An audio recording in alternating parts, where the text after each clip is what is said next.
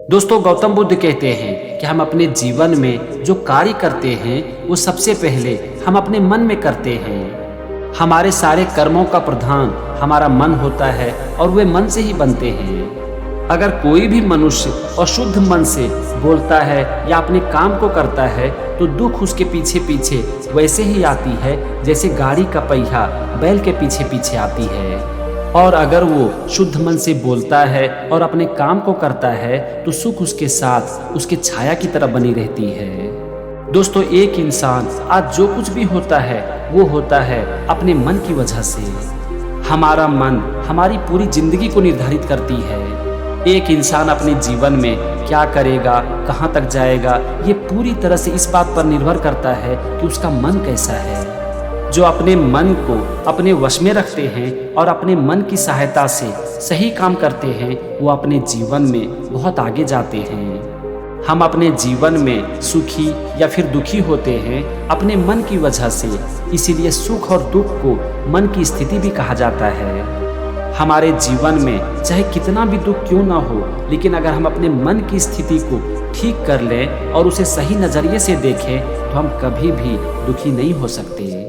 इसीलिए गौतम बुद्ध कह रहे हैं कि मन हमारे जीवन का प्रधान होता है और हमारे जीवन में जो कुछ भी होता है वो सबसे पहले हमारे मन में होता है।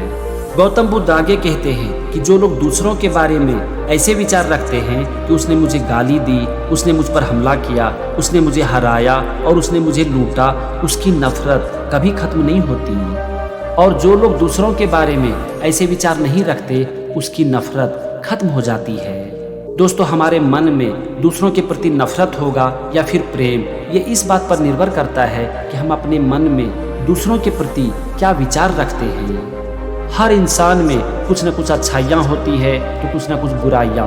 हमारे मन में दूसरों के प्रति नफरत होगी या फिर प्रेम, ये इस बात पर निर्भर करती है कि हम उनमें क्या देखते हैं। हम उनकी अच्छाइयों को देखते हैं या फिर उनकी बुराइयों को। अगर हम उनकी अच्छाइयों को देखते हैं तो हमारे मन में उनके प्रति प्रेम भर जाती है, और अगर हम उनकी बुराइयों को देखते हैं तो हमारे मन में नफरत भर जाती है।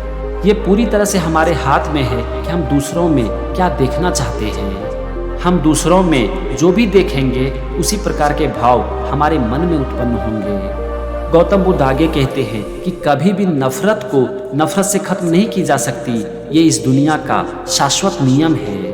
जो लोग दूसरों से झगड़ा करते हैं वो ये नहीं जानते कि एक दिन यही झगड़ा उनकी मृत्यु की वजह बन सकती है, लेकिन जो लोग ये जानते हैं वो अपने झगड़ों को सुलझा लेते हैं। दोस्तों, नफरत को कभी भी नफरत से खत्म नहीं की जा सकती। नफरत को सिर्फ और सिर्फ प्रेम से ही खत्म की जा सकती है।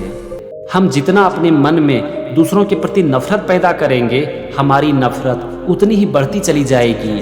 ये नफरत खत्म नहीं होगी।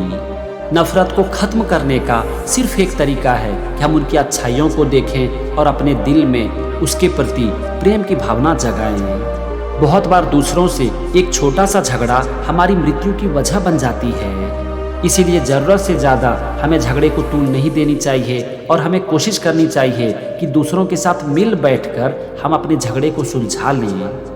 गौतम बुद्ध आगे कहते हैं कि जैसे तूफान एक कमजोर वृक्ष को गिरा देती है, ठीक उसी तरह से जो व्यक्ति सुखद चीज़ों पर ध्यान केंद्रित करता है, अपनी इंद्रियों को अपने वश में नहीं रखता, खाने में संयम नहीं रखता, आलसी और सुस्त रहता है, वो जीवन की मार से पराजित हो जाता है।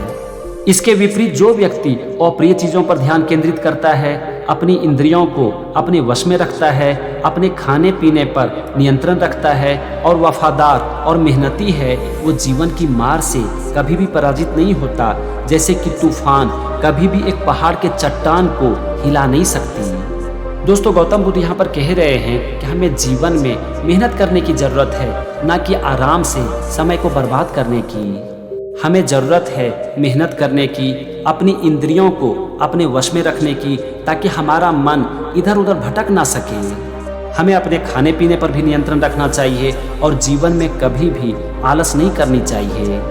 जिस व्यक्ति का मन उनके नियंत्रण में नहीं होता है, जो सिर्फ और सिर्फ आराम पर ही अपना ध्यान केंद्रित करते हैं, आलसी होते हैं, ज़रूरत से ज़्यादा खाना खाते हैं, वो जीवन की मार से तुरंत पराजित हो जाते हैं। लेकिन जो लोग अपनी इंद्रियों को अपने वश में रखते हैं, मेहनत करते हैं, ज़रूरत के अनुसार ही खाना खाते हैं, उसके जीवन में चाहे कितनी भी बड़ी कठिनाइयाँ क्यों ना आ जाए, लेकिन वो उसे हिला भी नहीं सकती। गौतम बुद्ध आगे कहते हैं कि जिस व्यक्ति का मन अपवित्र है, जिसके अंदर आत्मसंयम की कमी है और जो सत्य से दूर है, वो चाहे साधु का वस्त्र ही क्यों ना धारण कर ले, लेकिन फिर भी वो साधु नहीं कहलाता, वो उस वस्त्र के योग्य नहीं हो जाता।